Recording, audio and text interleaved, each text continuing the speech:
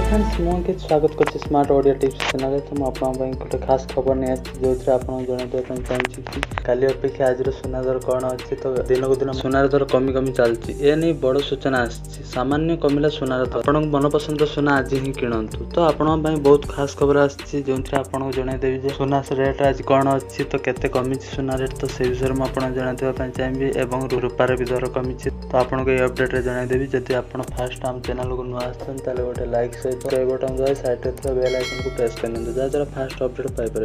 गतकाल तुलन में आज 24 क्यारेट सुना मूल्य 10 ग्राम प्रति 50,450 टंकार पहुंचता बेले 22 क्यारेट सुना मूल्य 10 ग्राम प्रति 49,450 टंकार पहुंचे। ओडिशा राजधानी भुवनेश्वर एवं 24 क्यारेट सुनार दर 52,360 टंका होता बेले 22 क्यारेट सुनार दर 48,000 टंकार पहुंची। देशर प्रमुख सहर मानकर भी सुनार दर उच्च मात्रा परिवर्तन घटी।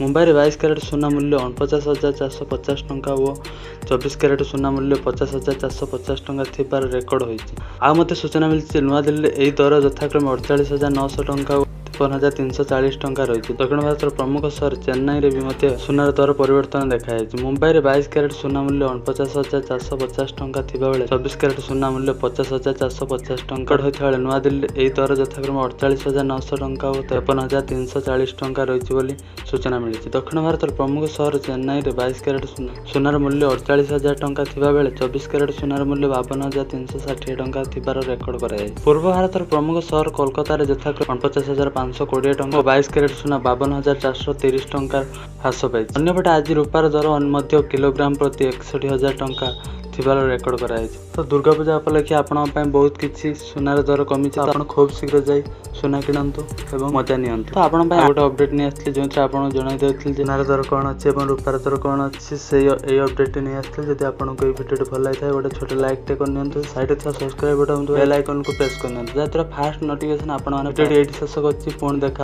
New update.